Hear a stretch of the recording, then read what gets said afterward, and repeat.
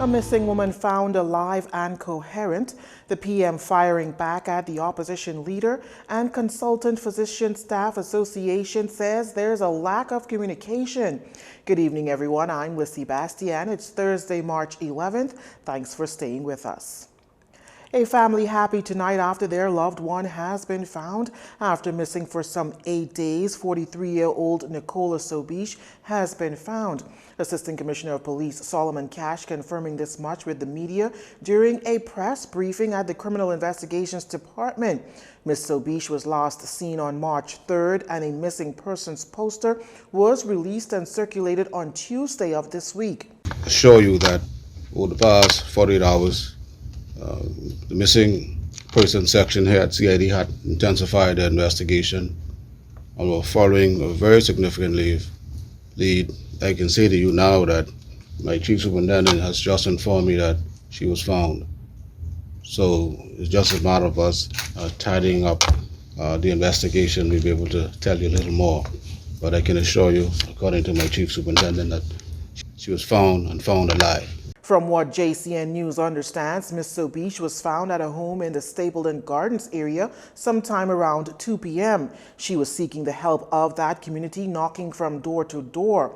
When our news team arrived on the scene, Emergency Medical Services and the Royal Bahamas Police Force were on the scene. ACP Cash notes that Ms. Sobish was coherent and had a slight injury to the leg. Shifting gears, Prime Minister Dr. Hubert Minnis fires back at opposition leader Philip Davis, who accused him of betraying his country by informing American credit rating agency Standard & Poor's on when the next general elections would take place. Mr. Speaker, that is an outright fabrication. The election is not due until May of next year. When that changes, the blaming populace would know. Be they given 3 weeks notice, 4 weeks notice, 6 weeks notice, they would know. But for all intents and purposes now, the election is due in May of next year. If he or Standard & Poor's can get into my brain or my head, then they can determine, they would know exactly what my thinking and what was my thinking. Mr. Speaker, I want the member to withdraw that I added no such information to Standard & Poor's. I am not a betrayer. I do not double-cross anybody. Thank you, Mr. Speaker. The Progressive Liberal Party has gone on record multiple times insisting that the Prime Minister intends to have an early general election. Dr. Minnis has since denied those claims several times. Mr. Davis wasn't present at the time of the Prime Minister's remarks. However, House Speaker Housen Moultrie says he intends to raise this issue when he makes an appearance again in the lower chamber. 33,800 more doses of the COVID-19 vaccine will be in the Bahamas by the end of this month, and the remaining 77,000 doses will be in country before the end of May. These are from the initial 100,000 doses purchased by the government through the COVAX facility.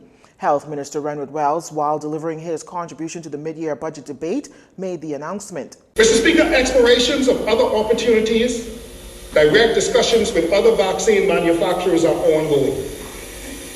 The government of the Bahamas is currently seeking, Mr. Speaker, to purchase additional doses of AstraZeneca vaccine directly from the Serum Institute of India. Mr. Speaker, the Ministry of Health has a national vaccination deployment plan which incorporates the details for receipt of the vaccine and rollout of these vaccines. The plan covers all aspects required for a safe and efficient rollout of the vaccine, inclusive of, but not limited to, the regulatory process for clearance of the vaccine on arrival in country. That plan was tabled in the House of Assembly on February 2nd and includes the vaccination monitoring and safety surveillance after inoculation programs through the new electronic immunization register digital platform. Mr. Speaker, the new electronic immunization register software is expected to form the backbone of the monitoring for our COVID-19 vaccine rollout. Components, Mr. Speaker, required for monitoring of COVID-19 vaccinations are complete, and the system is installed. As the rollout gets underway and continues, aiming at coverage of the nation's adult population, Vaccine safety surveillance will be monitored by a national safety committee. Minister Wells says the Bahamas COVID-19 Vaccine Consultative Committee is set to release further details on the vaccine plans tomorrow. Well, Consultants Physician Staff Association President Dr. Sabrika Pinda-Butler says the association sent letters to the Prime Minister and the Ministry of Health expressing concerns of the lack of communication on the COVID-19 vaccines rollout. Prime Minister Dr. Hubert Minnis was asked yesterday to respond to 3 healthcare unions claiming to have been left in the dark on the process. He says this. I think today I'm more concerned about rolling out the vaccine and getting the vaccines delivered in the arms of the Bahamian populace so that we can get back to normalcy as quickly as possible.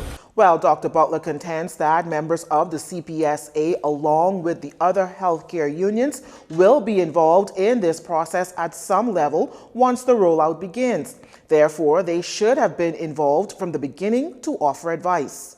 I think that it's something that we don't appreciate. I don't think that anyone, certainly something as important as the vaccines and the rollout, and knowing that we've been working extremely hard in this COVID pandemic from, day zero to not even have the courtesy of having formal communication or at the least a discussion with the Minister of Health and or the Prime Minister, who has been leading this charge with advising the country as to the plans of the rollout. I think it's certainly not leaving a good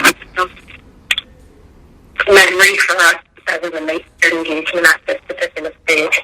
20,000 doses of the AstraZeneca vaccine arrived here in the capital yesterday. Dr. Minnis told reporters yesterday the rollout's set to begin sometime next week. You're watching Jcn News. When we return, PAHO urging countries to not let its guards down.